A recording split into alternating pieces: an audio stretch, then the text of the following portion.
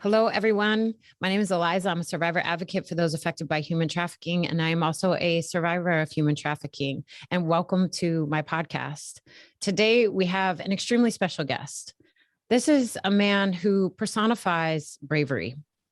Not only is he extremely accomplished and world-renowned in many different ways, but this is an individual who I see as someone who, when things got really intense, during the COVID-19 pandemic, spoke up not only for himself, but also became a voice of the many voiceless business owners that were essentially being crushed by the government's reaction to the global pandemic.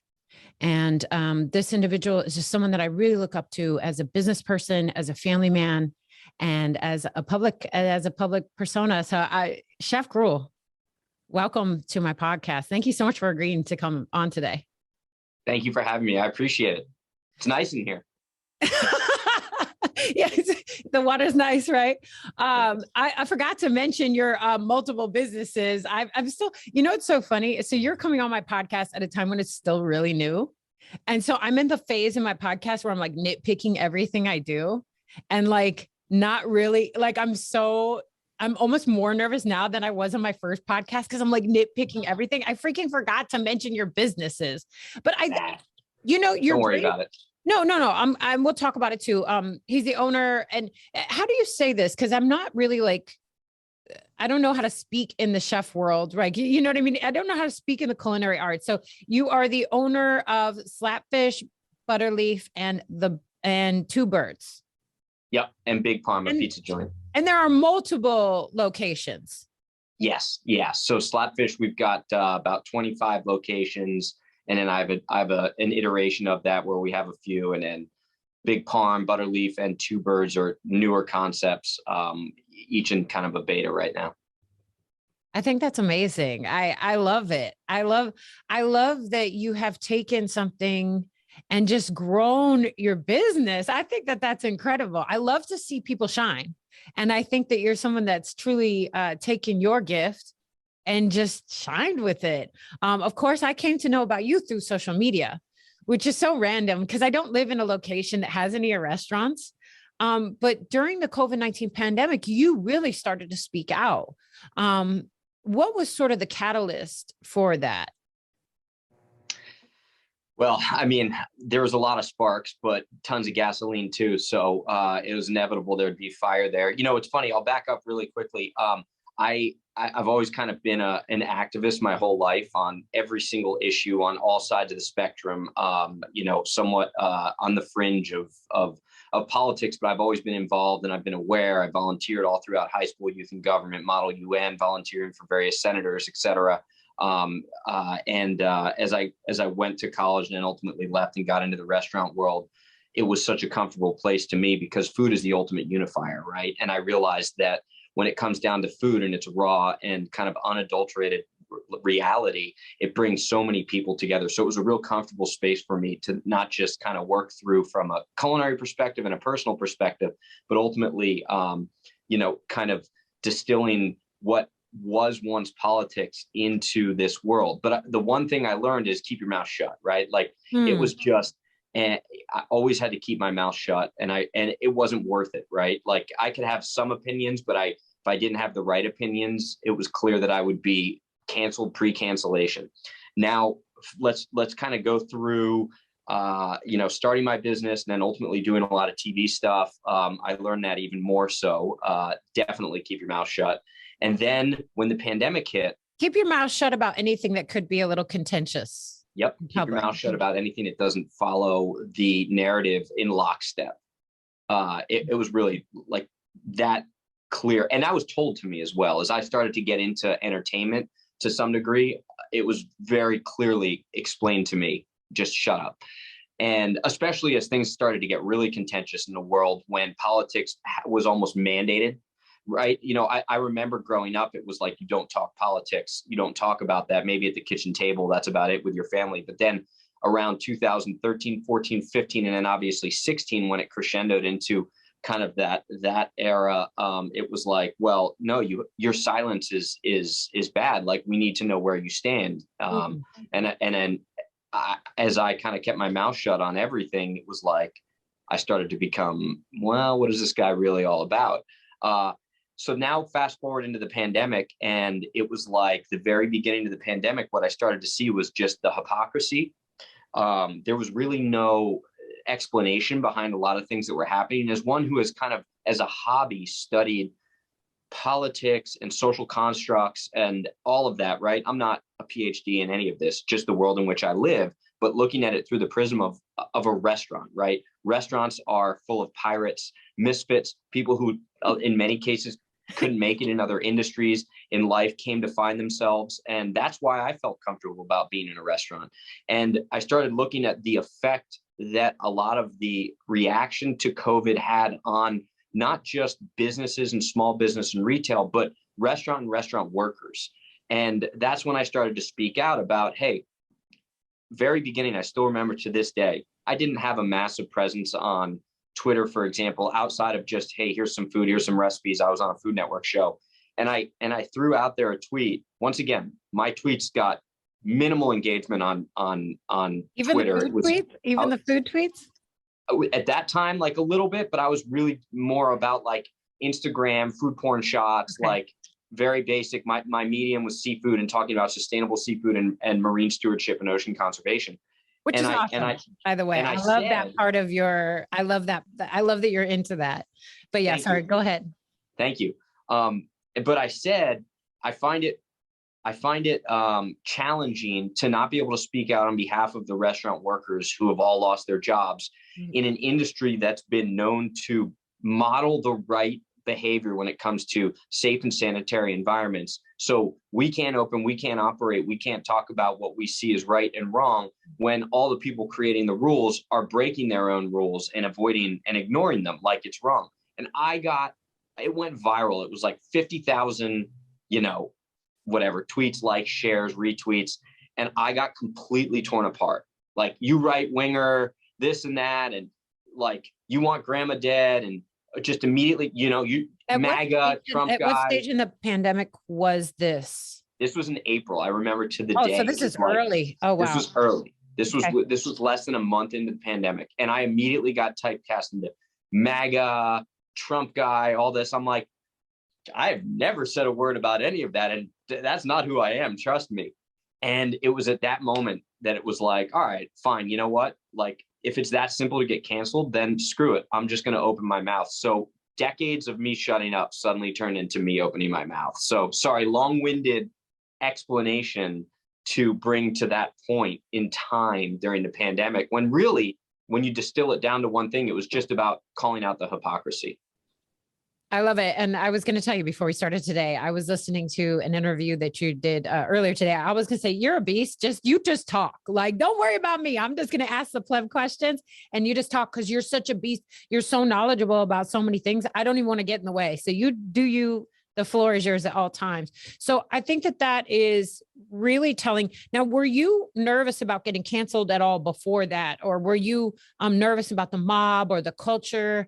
Because it sounds like it wasn't even something you ever had to think about because you were in food. Food is generally acceptable. It's not something that really creates much of a stir, except for maybe in different ways. But that was the first time that you ever maybe had to face that.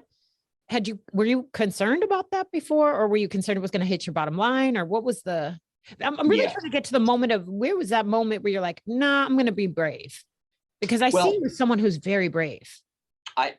You know, what's funny? I dabbled in the cancellation space, if you will, in the kind of like 2012, 13, 14, well, actually more like 2010. So just to back up. So I'd been in restaurants my whole life. I went to a small liberal arts college, dropped out after 2 years, hitchhiked around the country. I was kind of like a gutter snipe, like vagabond, street dweller, drifter.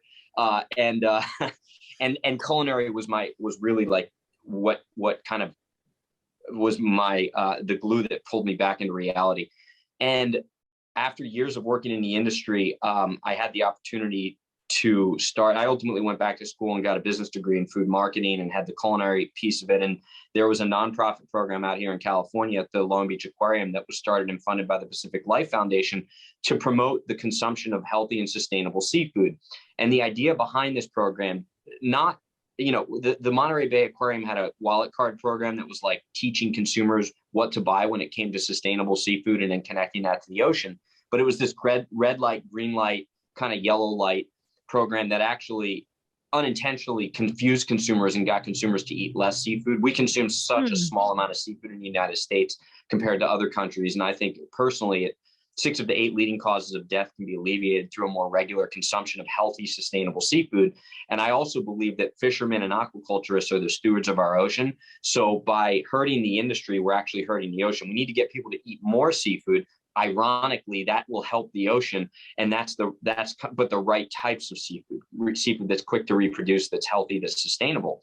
So the aquarium was starting this program with that as the mission, and they said, well, we'll bring on a chef to kind of get other chefs, because they have ultimate buying power, to buy into this, and then he can also market it to consumers. So I started this program in 2009 with the Aquarium of the Pacific. I'd never been in this nonprofit space. Like I was relegated to the back of a kitchen my whole life.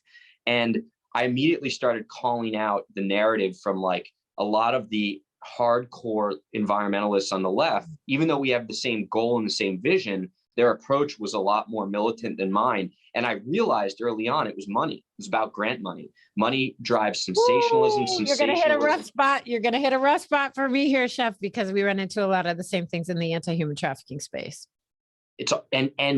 I'm sitting here and I'm thinking I need to be lockstep with these groups, but yet everything they're promoting scientifically and towards a similar end goal is wrong.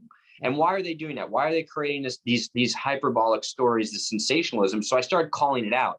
Yeah. And I kind of got a little bit in this niche space. I got a little canceled, right? I was like, oh, you're a shill for this industry or that industry. And I'm like, I'm the most independent, like non-connected guy. I'm just a cook.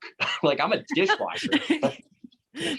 So I learned about it then. It was that was just like a little beta test for me.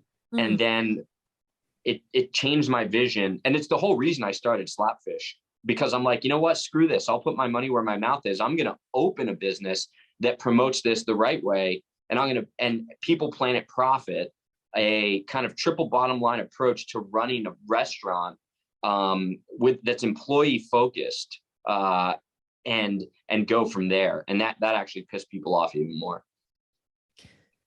It's interesting how that's even something that folks would have to think about. But I was so grateful for almost like the generation before I came in public, even as a public survivor leader, right? I watched that sort of cancel culture energy float around. And so when I came on Twitter, right before 2020, like literally like a few days before 2020, I was already based in my brain. I was already based, like I'm uncancelable just off the jump, because I had already seen the blueprint. So unfortunately, a lot of people had to get canceled. But now I have the blueprint, and I feel like that next generation that has the blueprint coming forward, we're not touchable. There's nothing you can do. I mean, so I think that's interesting that you had sort of had that happen. But then when COVID-19 happened, it was the real test, and you decided to speak out, and it was just one tweet, and you were called all these names. And if you don't feel comfortable talking about this, I'm not pressed. How do you identify politically? You seem, I don't even want to tell you how you seem. How do you identify? Because they were calling you Trumper. That wasn't how you were fit. Like, you're like, nah, that's not really my energy. So what is your energy?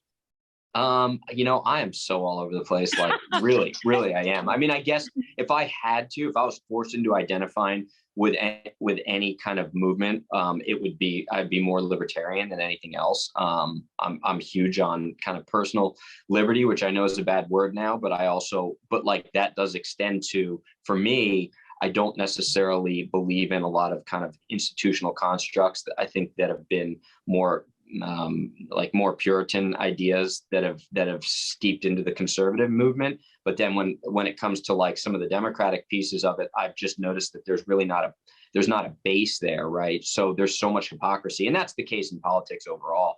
But it's like some of the ideas and principles that I believed in that were perhaps more on the left side now have been used alternatively. Like the way things have flipped upside down now is like, so I feel like we're living in an upside down reality that it's hard to even say I identify in such a way. And it's more so just holding on to values and principles, and wherever that lands, it lands, because politics has become so tribal. And I say this in regards to the pandemic, and this is crazy. You might think I'm nuts here. It's a cultural thing.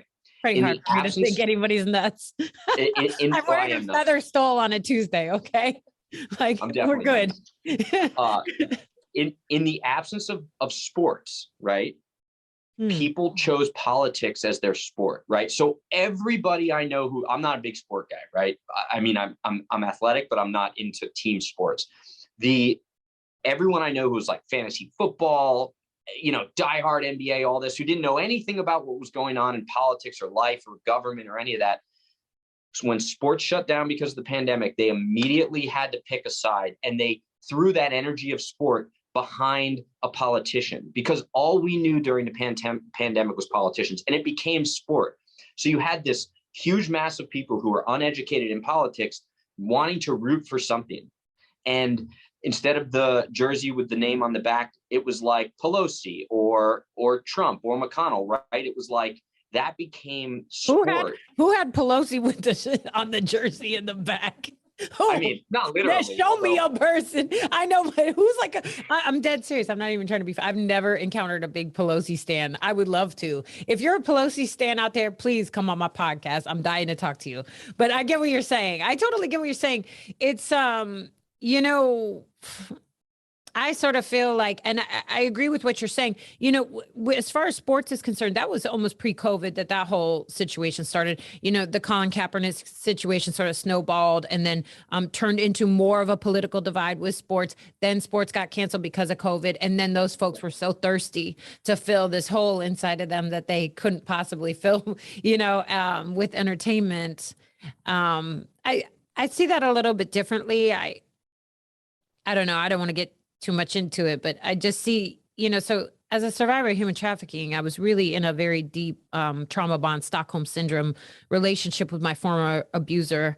And so I do see a lot of those mirroring sort of, I don't want to say any of the bad words that I'm not supposed to say on my podcast, because this does go up on different platforms, but I do see a bit of Stockholm syndrome relationship with the government and other types of situations like that. Does that make sense? I'm not trying to get too deep with it, but I got you. Yeah, I mean, all the setting was there. So I sort of see it from that, but that's just my experience plus my perspective. So, so you noticed that something was up. You're like, look, this isn't it. One thing that really stood out to me, Chef, and I would love, and I know that you have spoken about a lot about this and probably will continue to, one of the things that when survivors of domestic violence, when they're leaving their abuser, survivors of human trafficking, when they're leaving their abuser, they oftentimes will go to be servers in restaurants and find a nice home there. It's fast paced. You can make cash.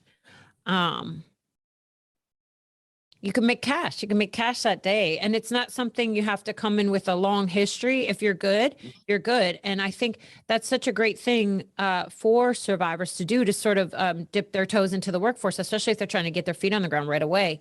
One of my biggest fears was, as I was watching the pandemic unfold and the government's response to the pandemic, I was like, holy Toledo, all those survivors who, and this is actually why I came forward as in 2020. I came forward in April 2020, right when you started speaking out.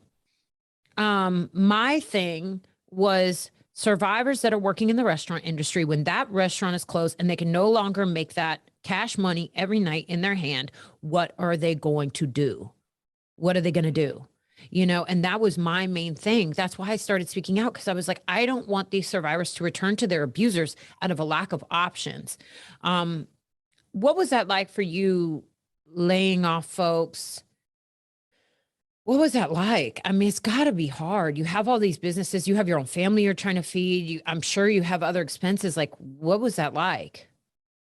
So that's a phenomenal not just observation, but that's reality. You are 1000% correct. I can tell you, as somebody who had hundreds of employees, that literal example is 100% true. And we didn't lay anyone off. So this is where we ended up staying open through most of this. We kept everybody on, barring a couple C-level positions that we needed to get rid of anyway.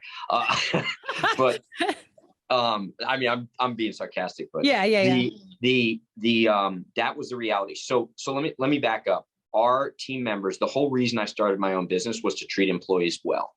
Now, this is going to go full circle in a story I'll tell you later. So remember this. I started this, the sustainable seafood piece of it. And because restaurant environments are horrible, toxic workplaces, or had been for years, and it was an accepted reality that if you're in the kitchen, you work 18 hours a day, no days off.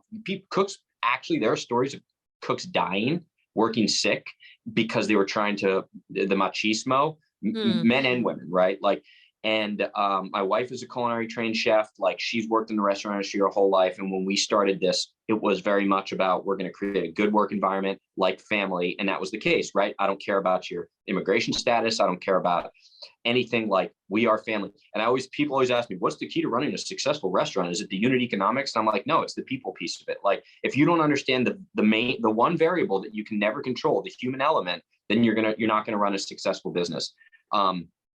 And when the pandemic hit, that was the first thing that came to our mind, is how are these people dealing with it?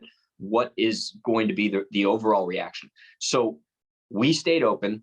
We kept paying our employees. We brought our family in. We worked it. We were cooking for everybody in the community, giving food away. I took my pizza joint and everything was free, right? I called it pandemic pizza. I didn't care. I was like, I'll deal with the landlord later. I'm not going to pay rent.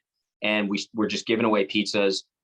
We've been very, very involved in kind of the You've also helped a lot of veterans as well. That was like a big thing. I mean, people love that you did that. You've helped a lot of veterans. You've helped a lot of those who are experiencing homelessness. I mean, you really stepped up. That's why I had to start off this podcast with saying how brave you are. I mean, that's part of that bravery package. You stepped the heck up. And not a lot of people do that, Chef. I think it's pretty awesome. I appreciate that, but it wasn't a second thought, right? Like, that's kind of just what we do. So when they shut down outdoor dining, which we knew, right? So fast forward from April to December, we saw, and I predicted this, I remember seeing the lines of people shopping at Citadel, shopping up there by Commerce, and it was all good and everything was cool. And I go, bookmark this photo. They're going to shut down outdoor dining, because I had gotten word that they were going to do that. And Newsom shuts down outdoor dining. So this is the environment, right? They shut down outdoor dining after all the restaurants had built these outdoor patios. It was November 30th, right after Thanksgiving. Oh, what a coincidence. They had no money left in the unemployment coffers because they misappropriated $60 billion in unemployment funds to, fraudsters overseas, what have you, because it's a government agency and they don't know how to run money. So when they shut down outdoor dining, all these restaurants closed altogether. Like, we're done, we're out. Thousands of employees losing their jobs in a tough time already. When you're going into the holidays, which is the worst time of year for depression, anxiety, suicides, you name it. And people had no money, no jobs. There was no jobs available in the restaurant industry. I would say 3 out of every 4 restaurants in Southern California at that time just straight up closed. And the government was like, oh, and by the way, you have no job. Oh, and we have no unemployment benefits to give you until next year when Biden refills the coffers. So no job, no nothing, no help, no grants, nothing. You're screwed. So that's when Lauren and I were like, this is bullshit. So all of some ex-employees, employees of friends, of family started calling. They're like, we don't know what to do. Can you help us pay rent? So we start like selling things. We're loaning money to people to help pay rent. And then that's when I started this GoFundMe. And we said, okay, we're going to do whatever we can to raise as much money as possible. Originally, we set it for $10,000. We're going to raise $10,000, give out $2,500 denominations to people. And just to get them to be able to pay rent, get Christmas gifts for the kids, whatever they need to do through December. We ended up raising almost $500,000. Wow. And I still remember, like, so it was funny. We raised like 3,000 and it started gaining traction. It immediately gets to like $70,000, right? GoFundMe freezes it. Of course. And so fine. So So we had funny. committed to all these people were going to get the money. We couldn't get the money from GoFundMe. So I actually ended up taking a loan out from What was like their friends and reasoning for family. freezing it? Oh, well, first, you want the truth is because it got flagged by a whole bunch of like crazy leftists who said that I was a Trumper and that I was grifting. And so eventually it got unfrozen, and we we had to take loans out to get the money. So then suddenly one day, like $70,000 hits our account, right? So we got frozen then by Zelle, all of the outlets, Venmo, because you can only Cash App, you can only do like a couple $1,000s. We had committed to all these people. So we end up having to like borrow and do all this stuff. And I still remember to this day, it was like 2:00 in the morning, and we had just had a baby. So it was like me, my wife, the baby, 2 kids. Were driving around Southern California, handing checks out in cash to the landlords, paying people's rent checks, giving money to people. And it was like, and then the scammers come in, right? So my wife, her role was calling up everybody's references to find out if it was real. People started lying, like, oh, I lost this job and this and this and this. They were total scammers. So we're like, fuck, now the scammers are coming in, and we got to figure out how to filter through that. So that was our whole month of December. We ended up giving out, it was $323,000 in December alone, in like $500 denominations. We know everybody still. So we got to know everyone's story, right? And I will tell you, a lot of them mimic exactly what you just said leading into my diatribe. So it was a pretty crazy, eye-opening experience. And so I got to see, right? It wasn't just, this was real. It was anecdote, but it was like, we heard it, we saw it, we talked to everybody. What you say, it was 100% real. And I said, it's only going to get worse. There are so many vulnerable people. I mean, I think in such a narrow lens of the survivor space, but it's because I've been there so many times, Chef. It's because I've been there so many times myself, leaving an abuser, multiple abusers, to be honest. But it's just because I have been there so many times and I serve so many survivors. I know their stories, and the restaurant industry is something that we encourage them to go into, because it is sort of that fast money where you can get the money that day. And I was like, if I was really living on the edge, if one thing about my life had been different leading up to that point, I wouldn't have made it through. I would have had to return to my former abuser just to make it through the pandemic. It's sad and scary that folks live that on the edge. And I'm so grateful for people like you and others that stepped up during the pandemic. What the heck was the government doing? What is happening in California? Like, really, what is happening in California? Like, what a whole hot mess. What a beautiful state, but what a horrible disaster as far as the government's concerned. I mean, are you guys starting to open up now? This episode won't come out for a few weeks. So where is California right now with opening up and all the other horrific disaster decisions that they made throughout the pandemic?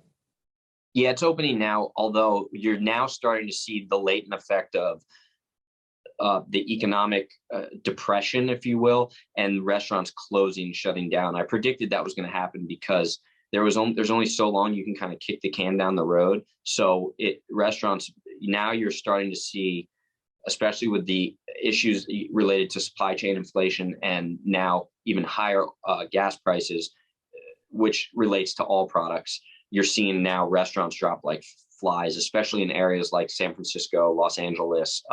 Orange County is not as bad because they were somewhat rational and reasonable, as you know, Orange County can be. But then, northern San Diego, it starts to get kind of bad again. And let me circle back with the California pieces. One topic that I've always spoken openly about, unfortunately, to a lot of ire of both parties, is immigration. And somebody who grew up in the restaurant industry and have worked with people from all over and tons of different countries of questionable immigration status, which frankly I don't care about. It's a topic to me that's kind of near and dear to my heart because of the fact that these people live in the shadows. So now compound the abuse element, right? Which is huge in a lot of the cultures that are stitched into Southern California. And the fact that most of these people are afraid of authorities. So they're not going to go to the government. They're not going to go to the police. They're not going to, they're afraid of anything government related. So none of them were even applying for unemployment benefits because they were afraid they were going to be flagged in some sort of a system. We became the kind of nonprofit, non-judgmental arm of what should have been really the government just objectively helping people, and got to know a lot of people, got to know their family situations, got to remove people from bad situations. We put them into housing. We were able to set them up with other, I don't want to go into too much specific detail, but there's almost a double whammy in a state where everyone, this is why I get pissed about the right when they're like, oh, sanctuary state and this and that. Look at how horrible it is because of all the illegal immigration. It's like, F that. That's bullshit. First of all, the people, go ahead, remove all of the undocumented workers from Southern California, and you're not going to be able to have your 6 martini lunch. And we pay everyone the same. Like, they're not underpaid workers. They actually make more, frankly, in my situation, because everyone gets paid just based upon their commitment and their passion. But they're also not paying taxes on it. Are they? Yeah, of course. Okay, well, so they pay taxes on it. Yeah, so that's funny you say that, because a lot of people think that they're manipulated Social Security numbers, right? And I don't want to. Okay, you don't need to say much else. You don't need to say much else. I'll put it this way: they pay taxes. That's all I'll say. That's things for them. They need help with their taxes because sometimes they pay too much. Interesting. I think that's really interesting that you say that, and I think as you move ahead, once things start to clear out with this COVID nonsense, which I know it's going to have very, very long-term ramifications on the restaurant industry for sure. I mean, that to me is one of the hardest hit, especially, it always broke my heart too, Chef, like folks that work their entire life to open up a restaurant. This is their dream. And they were already living on the edge, and just, or long-term family restaurants that had been in the family businesses, that had to shut down. It's really heartbreaking. I don't think we won't understand the long-term impacts of that. It'll be 5 to 10 years, I think, before we'll fully realize. But I think there might be a place for you later on down the road, advocating for folks that are undocumented, because we can always use that. I was going to ask, what are your feelings on, because I feel like folks that are already undocumented, they face a lot of those issues as far as survivors of human trafficking goes, labor trafficking specifically, especially from within the restaurant industry, a lot of the same roadblocks. They can't go to the law enforcement. There's a lot of same roadblocks. What do you think are some good tactics from within the restaurant industry, in your experience, to make sure that folks are not being exploited for labor? Well, I think that there just needs to be a lot more open conversation and community that isn't as kind of closed off, right? So just like restaurant or organic grassroots organizations within the restaurant industry that are non-denominational, right? Like it's an open door at all times, almost to some degree, like some religions are, in the sense of like, we're here, it's open. That's what we want to start. So we took our fund, which is called 86 Restaurant Struggle, and we actually turned it into a 501c3 nonprofit.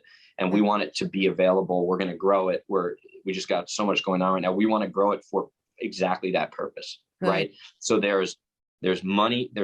We can get people on their feet. We can help them. We can, protect them in the sense of like them not being on the streets, because that happens a lot. Especially when it comes to the restaurant industry, where when margins, there's 2 types of restaurant owners, right? There's just the greedy, cliched restaurant owner who's all about profit, and margins are so tight and they do treat people like shit, right? Like, that exists. And then there's restaurant owners who own a restaurant because it's about the community, it's about the food, it's about sharing, it's about giving people what they need. And food is obviously a great medium through which you can do that. And those restaurant owners can create a network and a community where we can actually almost act like a system. And I keep going back to the religion, the church piece of this, because I think that was an original and positive intention of certain religious sects, to be able to act as that network of positivity and protection. But funny enough, in a business world like restaurants, right, stitching capitalism into this, it can fulfill the same thing when like-minded people come together and create that network. I think it's great. I think it's because it's very needed. I don't think folks fully understand how tough it is, especially with labor trafficking from within the restaurant industry. It's actually one of our worst in the United States as far as human trafficking. People always think of like the Epstein when you're talking about human trafficking. They don't think about the recreational, the nail salon, the restaurants. I'm down. If people want to work in the United States, cool. I think it's awesome. I just want to make sure folks aren't getting exploited in the, in that process. And I think that's something obviously that's very important to me. How serious do you take, just for you and your businesses, how serious do you take potential labor exploitation globally as far as where you get your food from? Yeah, that's huge for us, especially with seafood, right? Number one industry in which slave labor is seafood processing, because it happens on the ocean. Right. So the ocean is kind of outside of the exclusive economic zone, which is 200 miles from the shoreline out to that imaginary line in the ocean. We own that, right? That falls under the federal management. That's National Marine Fisheries Service. Outside of that, there's international management, but there isn't any agreed upon. It's kind of, nobody really watches it. They do a little in certain spots, but not really. Yeah. So what'll happen is that now what's happened is that smaller countries have sold the rights to their oceans to larger, more developed countries. And I'm not going to call out specific countries, larger, more developed countries. And then they go in there with trawlers and they use slave labor. They rape the ocean. They do. I mean, they literally just totally dredge the ocean. They kill the entire marine ecosystem. And then they go outside of that exclusive economic zone and they basically run a slave ship.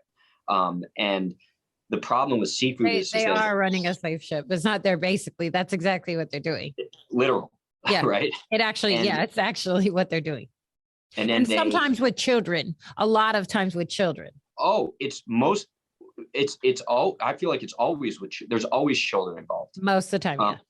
And the problem with seafood as a product, right, is the traceability is a lot more difficult than, for example, an iPhone, right? Like, where that's coming. Seafood, its source of origin is difficult. The boats aren't tracked. And then you ultimately don't know who's processing, where it's processing. So let's say that happens out in the ocean, and then it gets another ship. It gets distributed from that frozen at sea product into Thailand, right, or Vietnam, and then it goes into like a 3-star facility. That it gets marketed as, oh yeah, the source of origin was this 3-star facility. But that's not true. So there's been a lot of it, man, there's money in this industry stopping people from talking about it. So much money. It's crazy. It's that way all the time in human trafficking. Anytime there's slave labor and they don't want folks to see what's going on, they'll do whatever they can do to stop it. I keep speaking out, Chef. I'm serious. We need voices like yours to just keep speaking. It stinks because I don't want you to take the hit personally and financially, and it becomes a little bit dangerous because there's a lot of money involved, especially since you have young children. But I think that your bravery will inspire others to speak out as well. So even if there's a point where you're like, maybe this is a bit much for me, that will have inspired others.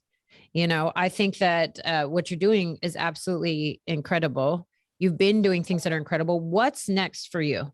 Like, I'm scared because the sky's the limit for you. I think, okay, first and foremost, the question I have to ask, are you going to run for office at all? Have you ever considered it? I know I'm not the first person to ask.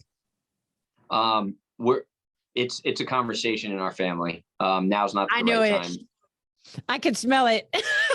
I can smell it, not in a bad way. So what would you, okay. So let's say hypothetically, if this was something that happened, what would you run as? Well, it depends on what state I'm in, because you take California, for example, they basically have it. The way in which statutes are written, they've mandated it to be a 2-party system, because you can only take a certain amount of money as an independent, but you can take an unlimited amount of money so long as you're behind a party. I don't like parties, right? Because I think immediately it just typecasts you into a certain box that perhaps you're not in. So it would have to depend on kind of where I was in the state. I don't know how long we'll be here in California. I might have to leave California just based on some of the new laws that are coming through with my children, and we homeschool right now. That's awesome. Yeah. I'm sure they're around here.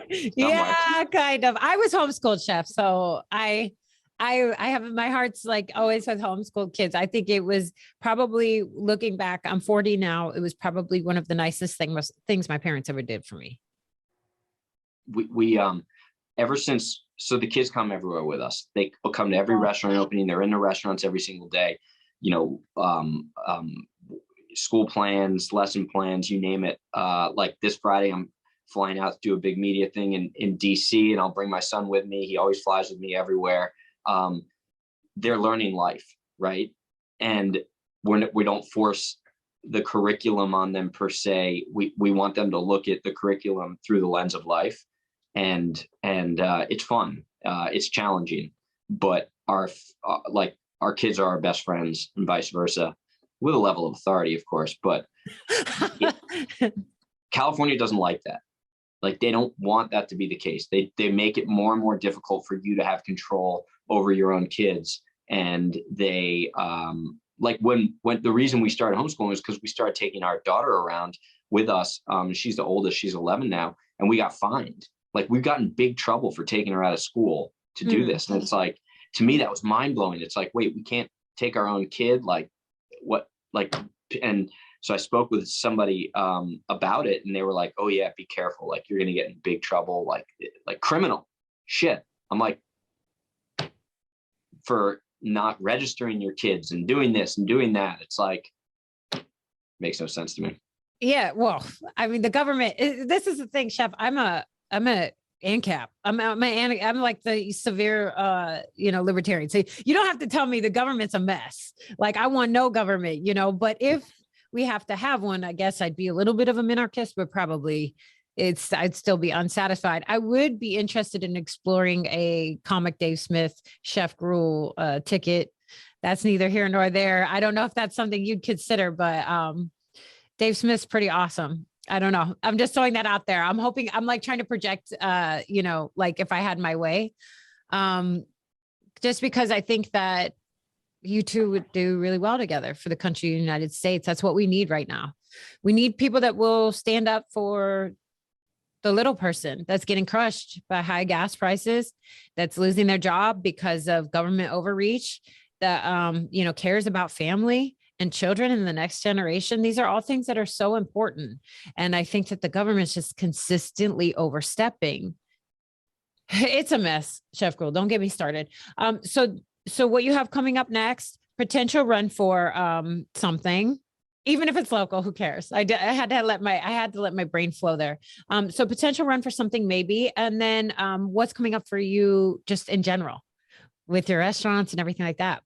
Just food, just trying to continue to grow slapfish and kind of that notion of sustainable seafood, our definition of it, and kind of using that as the vehicle through which we can continue to try and get people to eat the right types of food, right? Like, the food system overall in America is totally upside down from what we know as both citizens and the way in which the government injects itself into the food system, which is frankly a little bit dangerous. What we know, what we think truth is when it comes to food. And seafood is really actually a great lens through which you can look at that. Explain that a little bit more, because I don't know anything about that. Okay, I'll use this as an example now take this and extrapolate it across every single food commodity, every single food type. So 80% of the seafood we consume in the United States is imported. 70% of that is 80%. 80%. 80% is imported. The third largest trade deficit behind oil and automobiles is seafood. 2% of what we import is inspected. All right. Seafood is just, that imported seafood is laced with chemicals. It's horrible. We manage our oceans better. Give it to the government when it comes to management. We manage our oceans better than any other country. It's federally mandated through the Magnuson-Stevenson Act, right? But we don't buy our own seafood. A lot of our wild seafood, our U.S. wild seafood, we catch here and we ship it overseas to get processed in China or Indonesia or Japan, other countries, and then we buy it back at a premium. Why don't we eat our own food? Is it just the price, or I'm not understanding? I'm disconnecting there. Like, it's the cost of labor. So we overregulate our industries. They underregulate their industries because they don't need to regulate it. It's the same notion as, like, we have all these carbon cap emissions or these caps on carbon emissions here in the States. but yet China is the biggest polluter. But then we buy everything from China and we're stifling our own industries here. And our intention is good because we're looking at climate change and the environment, but all we're doing is supporting. It's this same notion as this idea of that we're in war with Russia, but we're buying Russian oil, right? Like it's totally backwards. But when it comes to seafood, right, of that 80%, 65% is farmed. Okay. We're the only country that doesn't have an open ocean aquaculture policy. We can't farm seafood in our own oceans. The right properly farmed seafood is actually really good because you can control it. It's healthy when it's properly farmed, right? So instead of, we don't have a policy because of all the environmental groups saying, no, we're not going to farm our oceans. No, we're not going to ruin our oceans. No, this is horrible. So instead of us doing it and regulating it and doing it the right way, having advanced and innovative technology, building industry, instead, we say, no, we're not going to do that. But then we buy it from countries that are dumping chemicals in the ocean and the effluent is ruining the marine ecosystem. And then we buy it back. So it's pure hypocrisy, right? Mm. Why not do it here and do it the right way? Maintain a domestic supply chain so that we're not subject to all of these global hiccups, as we've seen right now with like our supply chain, right? Medicines, wheat. I mean, wheat prices are going to go way up. And domesticate it. Do it the right way, deregulate it, keep it here locally, and then perhaps we've got a stronger industry and we've got more technology and IP that we can import around the globe intellectually. So that's just seafood. You just sparked a question that I have for you. What do you think the future will be with, I don't even know how to ask the question that I want to ask. I'm leaning towards asking about artificial intelligence, but I know it's probably not how you would phrase it. You know, not humans working in the restaurant industry, but automation. That's what I'm looking for. So what do you think the future is with automation and the restaurant industry? Are you nervous that that type of progress will put you out of business, I guess, or maybe less in jobs? Is that something that you get nervous about? Well, that's where I go back to the food piece about like in community and culture is that we need to think of food as not just something that is sustenance. We need to think of food as community, culture, family, all of that, right? Like the best way you can get to know somebody is to sit down and have a meal with them. But food has kind of been relegated to just like pop a pill, take a supplement, have this protein shake, which don't get me wrong, I love protein shakes, but that takes away the inherent goodness of food and how it affects culture and community. So what I worry about with automation is that we're losing that connection to food and it's becoming just kind of auxiliary as opposed to the experience, the cooking of the food, the kind of rudimentary nature, fire, denaturing proteins, like these kind of very, very raw, pun intended, elements of putting food together and then having a meal, right? So food versus a meal. Automation, you're going to start to see a ton of food being co-packed now, co-packed overseas. So where things were made in-house now are going to be shipped in, cryovac, treated with a ton of chemicals for preservation purposes. It's already happening. It's a way to cut labor costs because in many cases now it's just the margins are way too thin. The margins are too thin, not because labor cost is too high. I've always said this. We pay at least 30% above what we look at as minimum a living wage. I'm paying $30 an hour right now, entry in my pizza joint. But I need to come work for you, chef. That's not what I'm making, chef. Come on down. You don't want me. I'm a diva. That's great personality. Yeah, you say that now. But people say, well, so the reason though that I lose money isn't because of my labor cost, right? It's not because I'm paying my employees too much, because the government is taxing me and the employee too much. So there's a huge difference there because I got crushed. I went on Tucker. I made a mistake and went on Tucker Carlson now. And I talked about labor, right? And I talked about how much I was paying. It was a mistake that you went on Tucker Carlson, or you said a mistake?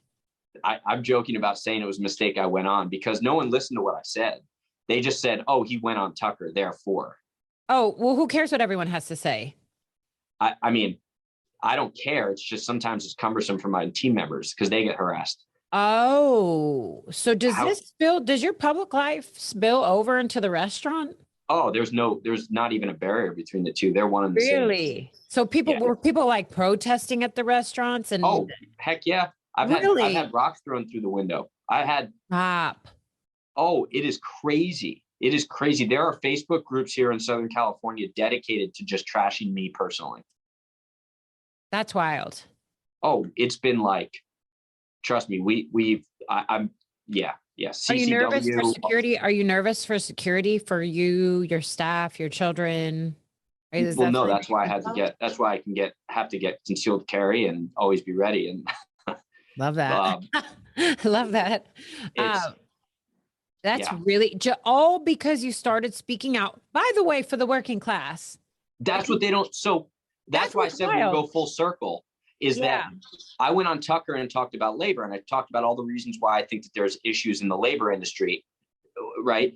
And everyone's like, greedy restaurant owner, F this greedy restaurant owner, pay your employees more. And I'm like, you didn't even listen to me, or you didn't watch my show. You didn't watch any of this, did you? So I'm not going to name groups because I don't even want to give them the platform, but there's a group of just kind of these brain dead, this commie Marxist type that is like, unionize this. And I'm nothing against unions per se. Sometimes I think they get a little out of hand, and it's just pay your worker more, pay your worker more. And they start coming after me. And I'm like, you didn't pay any attention to anything I said. We pay our workers enough. Trust me. I use the MIT living wage calculator. I make sure that based on, and that living wage calculator scales based on whether you're single, whether you're married, how many kids you have, and we will scale and extrapolate based on those same variables. We are very, very in tune with all of this. The issue isn't what we pay as a business. In some businesses it is. Like, don't get me wrong, I hate businesses that underpay or just pay minimum wage. It's the taxes, right? The amount of money that we're paying in taxes on payroll taxes, et cetera. So I said, cut payroll taxes or utilize the employee retention credit program that was introduced during the pandemic. And for businesses that pay X percentage above minimum wage, Y percentage above minimum wage, give them a comparable tax cut, right? That helps everybody. So the worker's getting more money, they have less payroll taxes, the business is able to maintain margins by still paying their employees really well. And I got completely torn into thread, just chewed up and spit out. Not that I cared about that, but once again, it's when people come by and they start going to my workers and they're like, F this guy. So listen to what ends up happening. Well, actually, I probably shouldn't even talk about it publicly. We'll talk offline because something big did happen to me. So yeah, I trust. I mean, it's scary. It's really freaking scary out here. It really is, Chef. It really is for people that want to speak out. But that's part of the whole that fear. They'll use that fear to keep you silent. When in reality, during this conversation, you said, I don't care about, folks that are undocumented. If you're a hard worker, I want to pay you exactly what you earn. And like, you're saying all these things that should be for somebody who could be more vulnerable. I mean, you were like, yeah, we wanted to do things for folks that are about to lose it all. I mean, these are all things that folks are looking for the government. You're like, hey, I've built up a platform and myself and my own businesses to the point where I can ask for folks to donate. It's like you bypass the government. They're not cool with that. They want like that big government. They're weird anyway. Let's be honest. They're weird. They don't understand the long-term ramifications of Marxism and communism. They don't understand that you'll be trying to figure out if you want to eat your own children to stay alive. That's where this goes. You know what I mean? I mean, that's really where this goes. That's where communism, Marxism has historically gone. You have to figure out who gets to live, who gets to die, and then what you're going to do to stay alive. I mean, I try really hard to pay very close attention to, North Korea and what's going on, as much information as I can get from there, because that's where this goes, And so I always try to keep that in the back of my mind. I don't want to live like that. I want to build, I'm sort of like you in the way where I want to build myself up so that if and when I need to help others, I have it ready. Yeah. And that's just I don't know, but it's sick to me that you've had to deal with that. It's almost even a little sicker to me that you're very innocent employees that are just trying to go to work and do their grind and take care of whatever, people at the end of the day, Chef, people just want to feed their family and they just want to feed their family and like do something fun on the weekends, like go to the park, kick it around with the dog. Like people just want to be left alone and just kick it with their family and live a good life, chill life, go hang out on the couch and hang out with the kids and watch a fun, the rock film or something. That's all people really want. They just I want to be know. left alone, you know? I don't know. Yeah. It's really sad to me that it has to be like that. I'm really, really grateful that you are using your talent and your treasure. What got you into food in the first place? Was it because you were a bit of like a little on the edge because you didn't necessarily fit anywhere, or what got you into the food industry in the first place? A little bit. I mean, I grew up with two parents who worked like 24/7. So I was kind of a latchkey child, and we never like we grew up in I call it we had Chef Mike. Everything was microwaved, like Thanksgiving dinner, like you name it, everything was microwaved. And we didn't have, I remember going to culinary school, like first day, everybody tells these stories like, oh, I remember rolling pasta dough with my grandmother and this and that. And I'm like, I remember that I didn't learn I could cook an egg in a pan and outside of the microwave until I was like 13. So basically I used to like fake going to school. Like I hated school. I was kind of a bit of an outcast and a loner sometimes. So I would like fake being sick. My mom would go to work and I would stay at home watching old cooking shows, the old school dump and stir shows, Jan Can Cook, Julia Childs, Jacques Pepin, like the PBS cooking shows. So that was where there was this like fire. I loved it. And I would make a mess in the kitchen. And then it wasn't until my first job was in a restaurant when I was 14, working in there, washing dishes. And then that's when I got the culture. I call it the pirate ship, right? Like just all these different personalities coming together of every single walk of life, every single type, you name it, the most diverse environment in the world, but yet everyone would come together in this like 3-hour service period. It was fast paced. It was crazy. It was high strung. There was anxiety. There was like highs and lows. It's like a movie and you live in it. And then you create these friends. I love the pirate ship analogy. I think that's awesome. Yeah. It's just a bunch of outcasts coming together. And then you create friendships with these people who the thing is in the restaurant industry, I don't know if you've ever worked in the industry. Of course, like, I have, chef. My restaurant jobs after I left my abuser saved my ass. I didn't.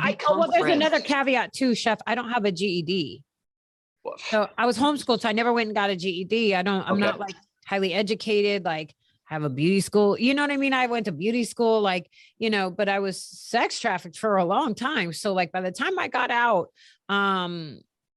I needed that cash fast. Yeah. The restaurant industry saved my ass.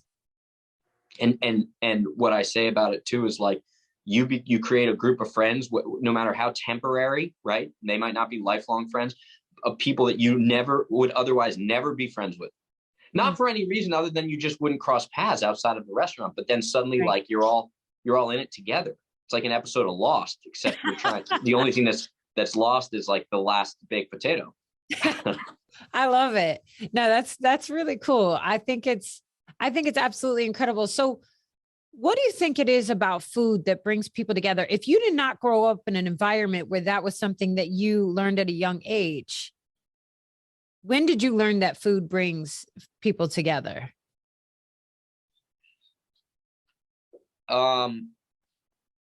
Well, I learned was that something that you were craving? Was that something that you were craving because of your upbringing?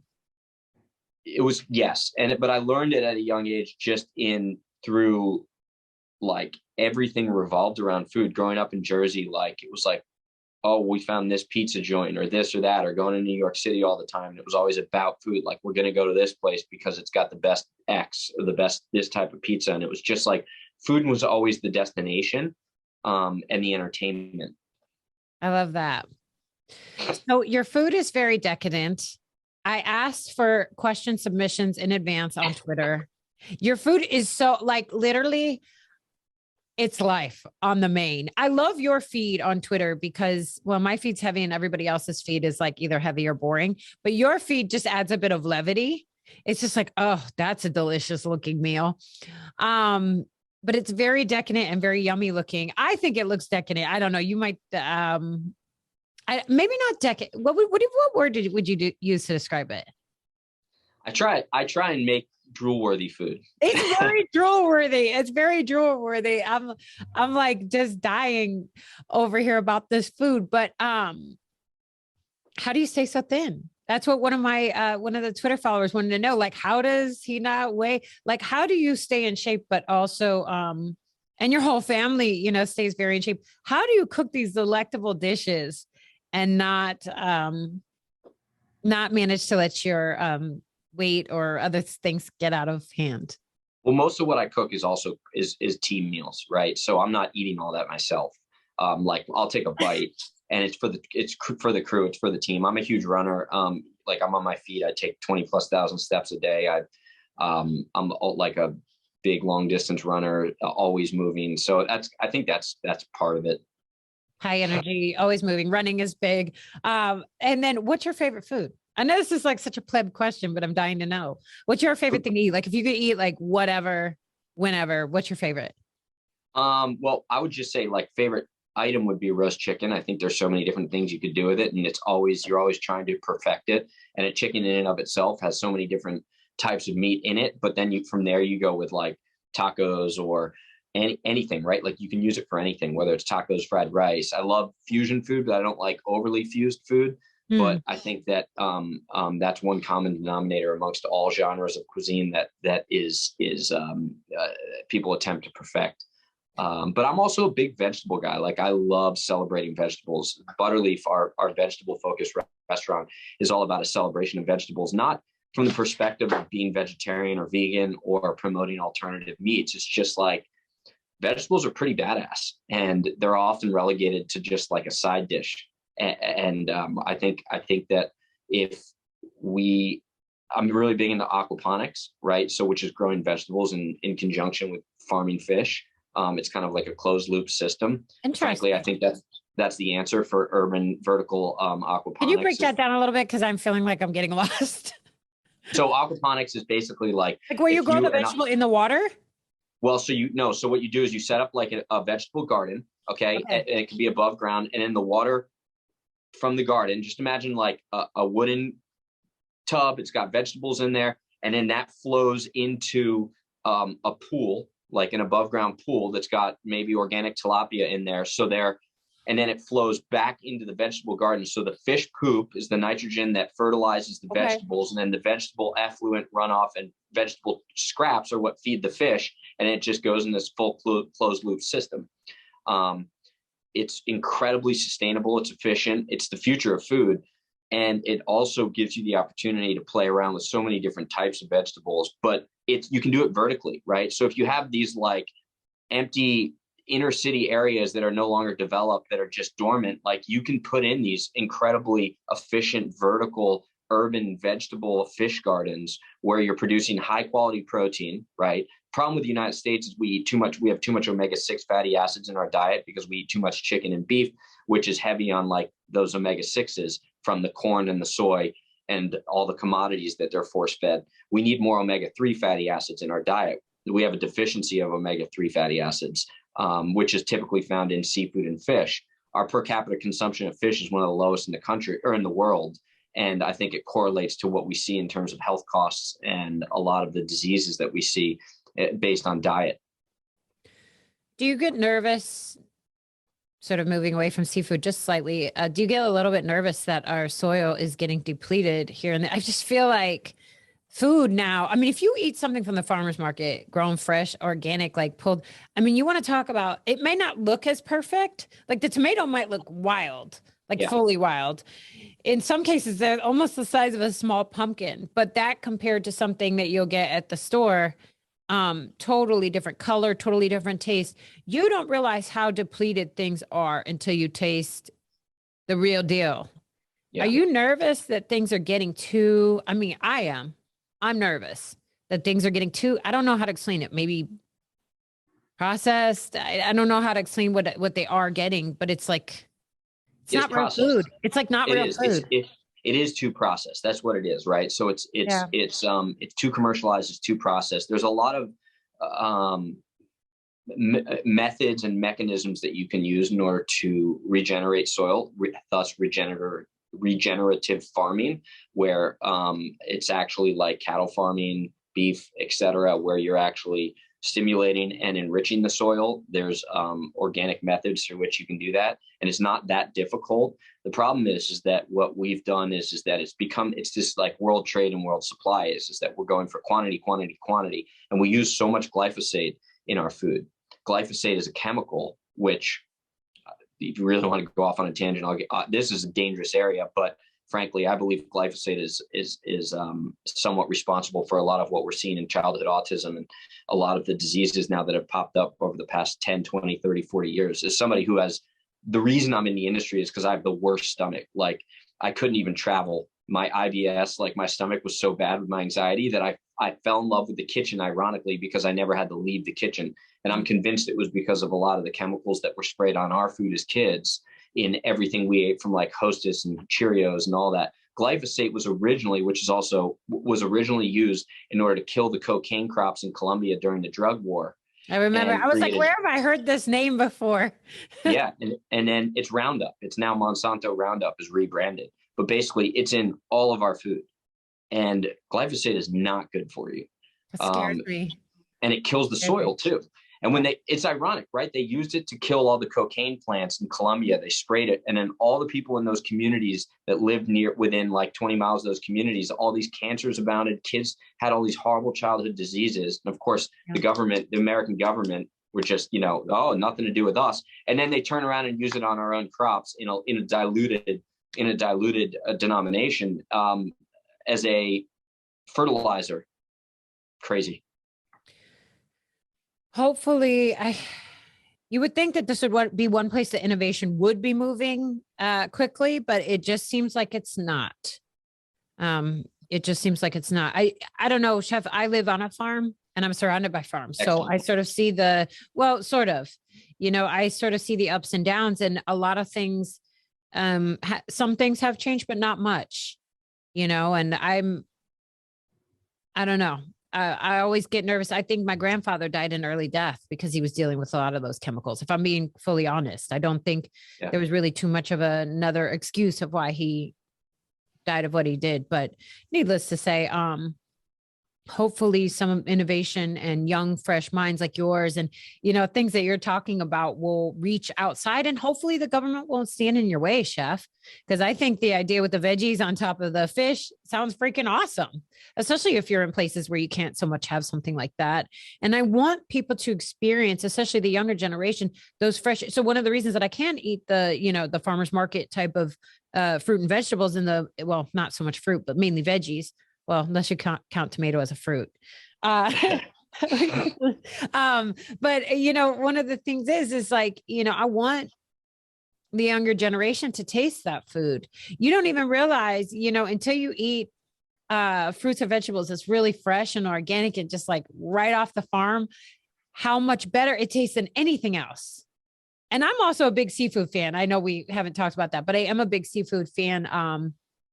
I was listening to one of your interviews earlier. I thought you hit a really interesting point. So I learned today already that you said that fish. Okay.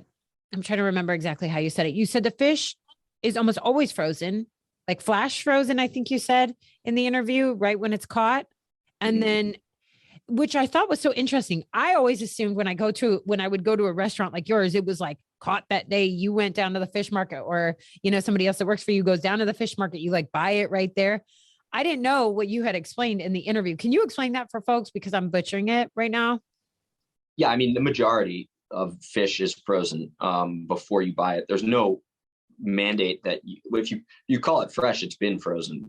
You don't get in trouble for mislabeling it. Most fish is frozen at sea, which is a good thing. When it's properly frozen at sea, it basically freezes the fish in time.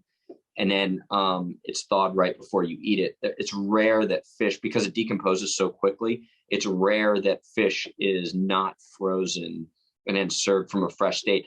And actually, in many cases, I don't even want it to be. I want it to be frozen, right? Because that's just, it loses quality so quickly. So that's why, like, for example, all sushi has to be frozen. So what we know of as a construct is the freshest fish out there, high quality sushi is all frozen. So that's not a bad thing when it comes to seafood. And its freezing technology is so advanced that it's very healthy, and it maintains the integrity of the fish. It just makes sense to do that. You can't do that with beef and chicken the way that you can with fish, because fish has these natural fatty acids where the ice crystals don't ruin the meat when it's frozen properly, versus like beef or chicken, which don't have those internal fatty acids to repel against the ice It's crystals. so funny because I always sort of avoid buying fish because I'm like, oh, I want fresh fish. And when I heard you say that today, I was like, oh, maybe I'm just sleeping on myself. I could have always been having, you know what I mean, good fish. I think that perhaps there's been I don't, you'd probably know way more about this than I would. The the beef industry has probably had a big hand in making me believe that almost like not wanting to I don't know how to explain it, but like from what you're saying, if I buy frozen chicken, frozen beef, or frozen fish, I'm actually getting lower quality depending on what I buy. Um, because of the way it's been treated to get to the supermarket than if I just bought the fish. And the fish might be actually a little bit healthier. Mm-hmm. Mm-hmm. Always, always. And you are right. Because the commodities, they fight with each other. Like big beef is going to market against big chicken, is going to market against fish. And a lot of fish, unfortunately, there's a lot of internal fighting in the seafood industry, farm versus wild, which isn't an easy conversation because a lot of the wild fish starts off in hatcheries. So it's technically farmed. And most of them, hatchery? a hatchery is when you take like the eggs of a fish, right? So if I took a salmon out of the water and it had a belly full of eggs, I could massage the eggs out of it without and humanely release the eggs without killing the fish. I put the fish back. So now I have these eggs, and then I put the eggs in and I hatch them in a controlled environment until they're little fingerling fish. And then I put them into a smaller tub, right? And then they grow a little bit bigger, and then I put them into an above ground pool, and I have thousands of these fish, and I put them into a bay in the ocean that's in a net until they grow out to be about that size, and then I release them into the wild, right? So then let's say a year later that fish is caught. Would you consider that fish wild or farmed? Farmed. Right? Because it starts in a hatchery, and it lives most of its life in a hatchery. Well, it's an amazing scientific method by which they actually fortify stocks of fish. It's called stock fortification, and I love it. It was established originally in the Hubs Research Center in San Diego. They did it with white sea bass, California white sea bass. It was commercially extinct. They introduced that method of fortifying the stocks, and now it's at its maximum sustainable yield. And it's a beautiful fish, and it's wild. Well, 75% of the seafood that comes out of Alaska starts off in hatcheries. Although Alaska seafood is marketed as 100% wild, the Alaskan Seafood Marketing Institute, which is the #1 marketing arm of the Alaskan Department of Fish and Game, spends money demarketing farmed salmon. So they're like, don't eat this crap, it's farmed, blah, blah, blah. And they create all these fear and propaganda campaigns in order to get people to buy the wild salmon, when the wild salmon is still kind of farmed. It's like, why can't you guys just work together, promote salmon in general, and all boats rise with a high tide, pun intended, and just people eat more salmon? Combine your budgets. Chef, it's a wild world out here. But I'm glad that your kids are homeschooled, because I just learned more in like 7 minutes, like 7 minutes, than I have in the last year combined, probably. So see, being homeschooled isn't that bad. It's good.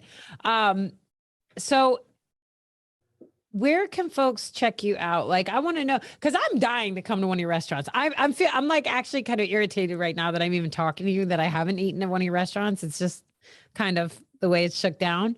But where can folks find you, both online, your restaurants, other projects you have coming up?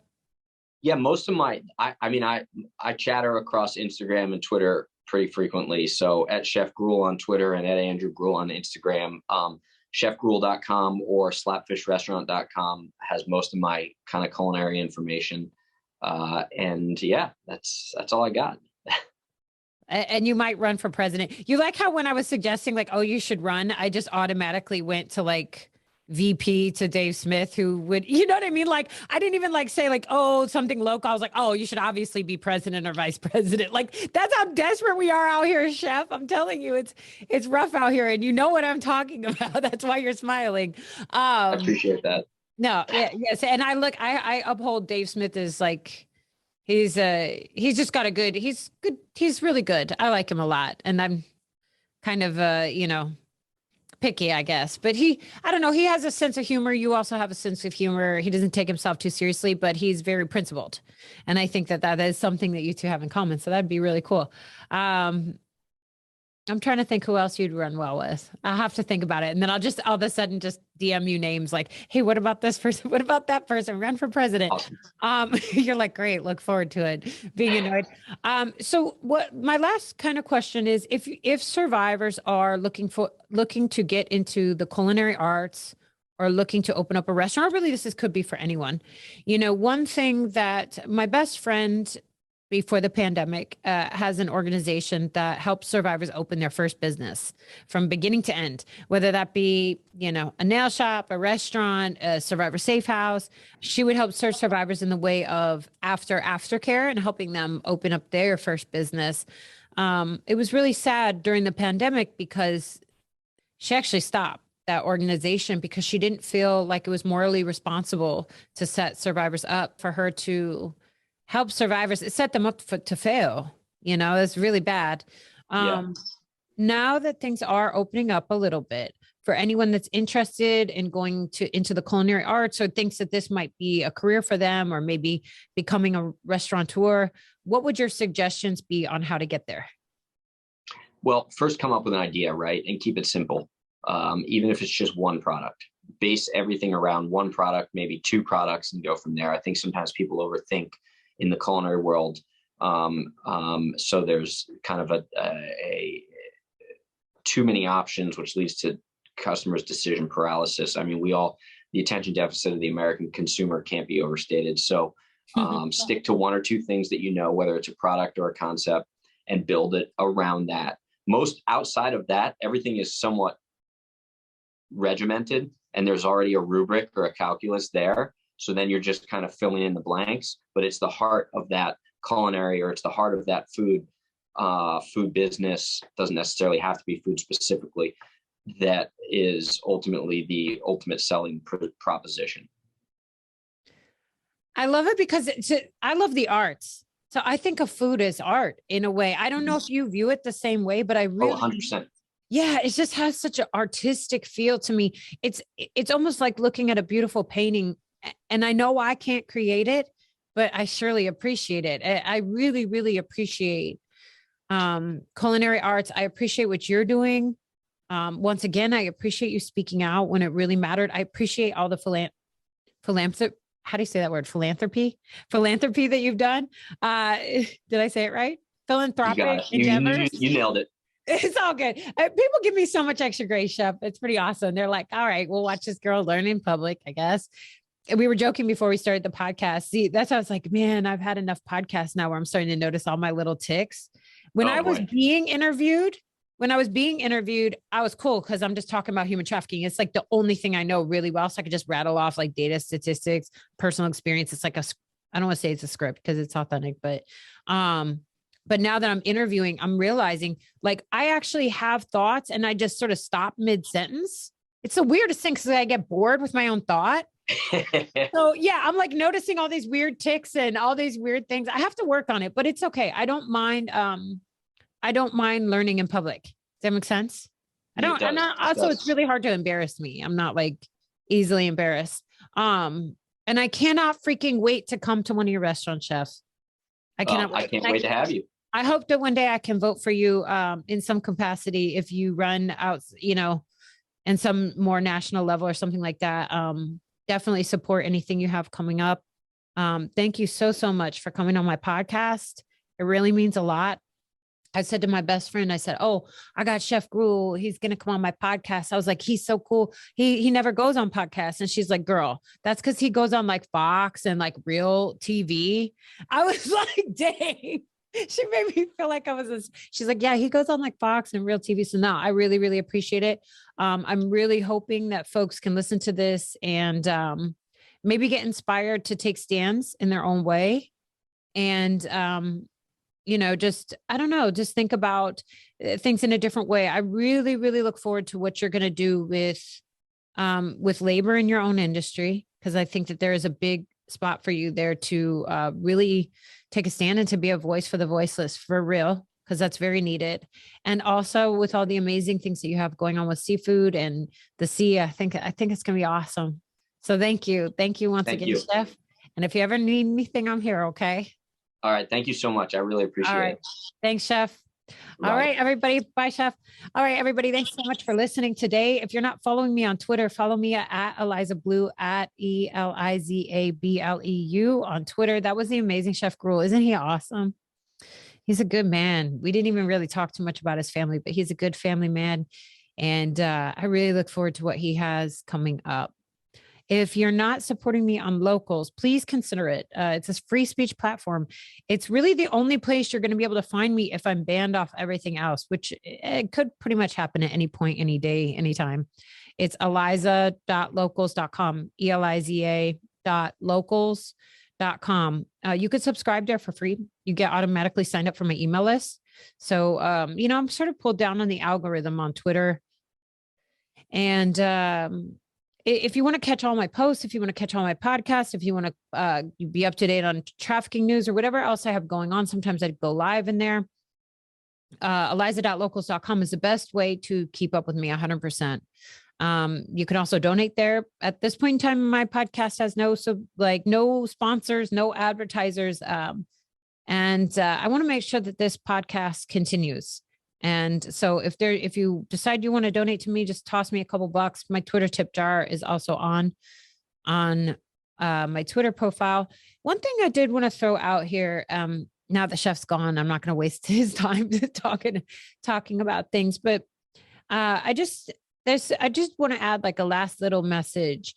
I started this podcast as a result of there was an Epstein Maxwell survivor that in the middle of the Ghislaine Maxwell trial, I was helping her book press interviews. And she's a public survivor leader. And I have felt, and I still feel that her story is important and deserves to be heard. So the difficulty I was having was booking her an interview. No one really wanted the interview. Corporate media really didn't want the interview. Independent media really didn't want the interview. There was a couple other issues, like it was in the middle of a holiday and things like that, but I could not book this survivor an interview to save my life. And it really, really bothered me. And I said to myself, I want to build up my own platform so that no survivor ever has to go uninterviewed again if they don't want to. No survivor has to go to the corporate press again if they don't want to. But part of me building up that is interviewing different folks and getting the word out there that I have a podcast. So I guess I'm saying all this to say, please like, subscribe, comment, follow along. Even if you just turn it on and put it on silent and walk away, like just that extra listen helps boost me up in the algorithm to the point where I can build this podcast so that no survivor ever has to go to corporate media and be ignored when they want to tell their story again. This is something that's very, very important to me. And I'm very, very passionate about it. And I want to build this infrastructure so that obviously there won't be a scenario in which I'll be able to interview every survivor, but at least so that we have the platforms available, we can start to sort of get that energy wave out there. I don't know. That's just something that's been on my mind because I think, I want folks to understand, even though I'm doing these fun interviews with cool Chef Gruel and, all these other people, I want folks to remember why I started, and I have not forgotten why I started. And I want folks to remember every single listen, every single like, every single retweet, every single share. This is the goal, is to make sure that survivor stories are heard. And the reason that I think that it's so beneficial for survivor stories to be heard is because every single time a survivor story is heard, you raise awareness and you can maybe prevent the crime from happening in the first place. And also let other survivors know that they're not alone and maybe they can step forward for the hope, for the healing that they deserve. So that's sort of the general gist and the general vibe. Poor Chef Gruel, I just added piggyback right onto his whole podcast. He's an awesome man. I can't wait to see what he does with everything. But I just want to remind people why I sort of started and why it's important to keep supporting. And I'm not saying that to get money. To me right now, the subscriptions, the the likes, the reshares are as important as money right now. So it's not about the money per se. It's more about just sort of building it so that it sounds corny, but it's like, if you build it, they will come. I'm trying to build something incredible so that survivors always have a place to go. So anyway, with that, I will leave. Thanks again, once again, for tuning in to Eliza Bleu podcast. I will see you here next time. Girl, couldn't even get out that last sentence.